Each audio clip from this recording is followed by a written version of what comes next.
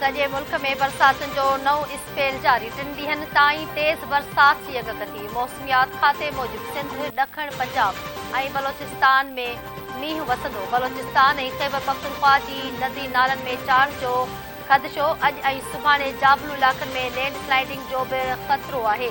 कंबर भरिसां पाणीअ जे दॿाउ सबबि एफपी बंदि टुटण जा इतलाउ। बरसात ऐं ॿोॾि मुतासिर इलाइक़नि मां माण्हुनि जी लॾ पॾाड़। हज़ारे माण्हू रोडनि रस्तनि ऐं बंदनि ते अची पनाह वरिती।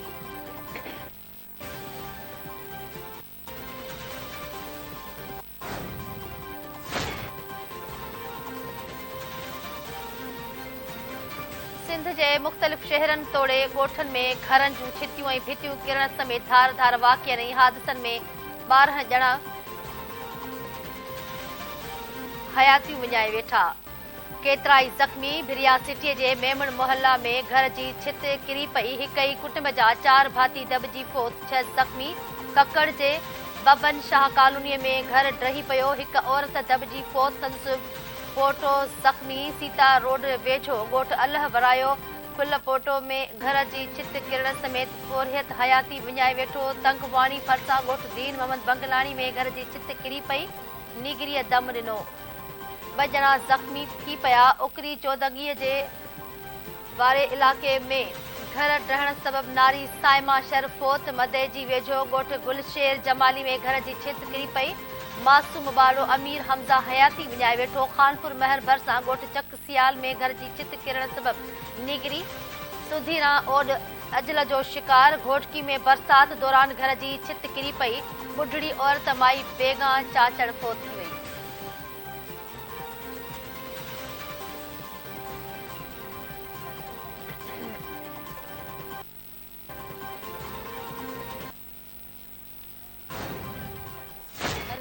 भाजी वही लिखता हूँ तेरे उगाड़े बाहर गिली ना पानी में लिख कर नहीं कोना प्या ऐसा हर शे लुड़ी है न लुड़ी है हर शे जाइन मर गए। असां पाण कारोबारी आहियूं, दुकानदार आहियूं। 2 दुकाना पंहिंजा, ज़मीन माल मता ॼण वारो हथो वठण वारो न।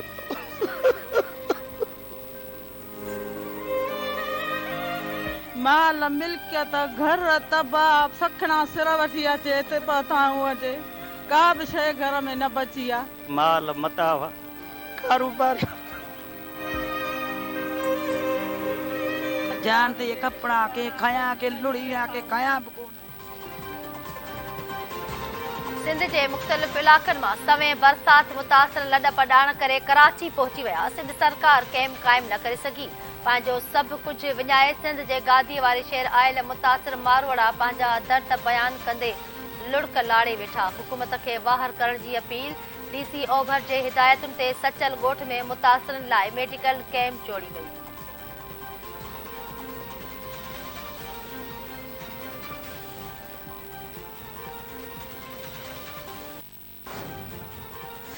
इस किस्म की बरसात, इस किस्म का सैलाब नहीं देखा। पूरा सिंध इस वक्त एक दरिया का मंजर पेश कर रहा है। इस मुश्किल वक्त में 86,000 टेंट्स की स्टॉक में मौजूद थे, वो सब ख़त्म हो गए। इस वक्त ज़रूरत कम से कम 10 लाख टेंट्स की है। हालत ये है कि ना गैस मुयसर है, ना लकड़ी मुयसर है। इस मुश्किल सूरत हाल में वफाक से भी कहा है, मैं अपने सिंध के तमाम भाइयों और बहनों से अपील करता हूँ कि अपनी अपनी हैसियत के मुताबिक अपने पड़ोसियों को, अपने लोगों को उनकी मदद करें। वॾे वज़ीर सैयद मुराद अली शाह पारां सिंध में बरसातुनि सबबि 300 माण्हू जे फोत थियण जी तस्दीक करे छॾी। संदसि चवणु आहे त हलंदड़ साल रिकॉर्ड बरसातूं थियूं आहिनि। 15 लख घर पट पइजी विया ऐं 1 करोड़ माण्हू मुतासिर थिया आहिनि। सिंध में 90 सैकड़ो ज़रात तबाह थी वई। सूबे में 10 लख तंबुनि जी ज़रूरत आहे। सरहदीअ वारा ॾुखिये वक़्त में मुतासिरनि जी मदद लाइ अॻिते अचनि। ॾुखियूं हालतूं आहिनि, अवाम खे रोड बंदि न करणु घुर्जनि। सिंध सरकार सिंध फ्लड रिलीफ फंड क़ाइमु करे छॾियो। वज़ीर ऐं MPAs 1 महीने जी पघार फंड में ॾींदा। 17 ग्रेड ऐं उन खां मथे जा सरकारी मुलाज़िम 5 ॾींहनि ऐं 16 तोड़े उन खां हेठें ग्रेड जा मुलाज़िम 2 ॾींहनि जी पघार रिलीफ फंड में जमा कराईंदा। सूबाई वज़ीर शर्जील इनाम मेमून चयो आहे त बरसातुनि सबबि लखें माण्हू बेघर थी विया आहिनि। इंटरनेशनल डोनर्स ऐं ॿिया इदारा रिलीफ फंड में रक़म जमा कराइनि।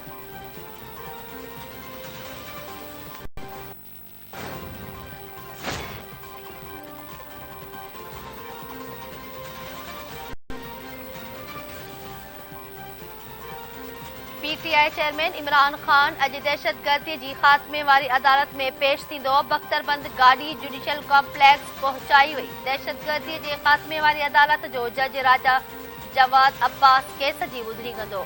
फेडरल जुडिशियल कॉम्प्लेक्स जे भर पासे सिक्योरिटी सख़्त कई वई। पुलिस जी इज़ाफ़ी नफ़री मुक़रर। जुडिशियल कॉम्प्लेक्स जे भर पासे वारा रोड बंदि कया विया। गैर लाॻापियल माण्हुनि जे दाख़िला ते पाबंदी लागू कई वई।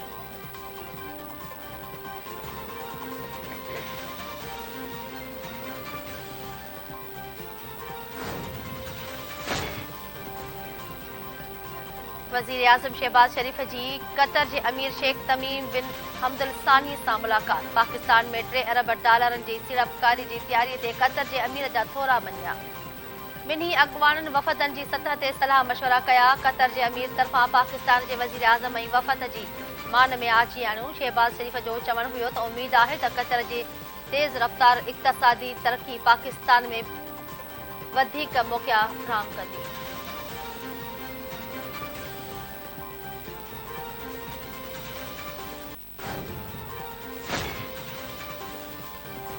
रूस खां तेल ख़रीद करण ते भारतीय रिफाइनर फर्म ते आलमी पाबंदी लागू।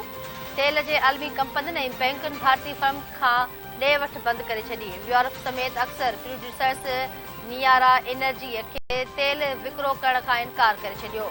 परॾेही मीडिया मूजिबि भारतीय कंपनी हाणे विच ओभर चीन ऐं रूसी कंपनियुनि ताईं महदूद थी वई आहे।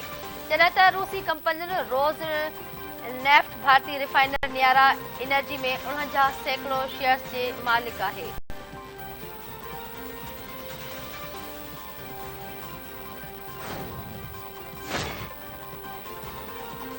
ऐं अहमद फरास जे विछोड़े खे 14 वरी बि हामी विया। संदसि ख़ूबसूरत शाइरी ऐं मुनफ़रिद लहजे खे अॼु बि यादि कयो वञे थो।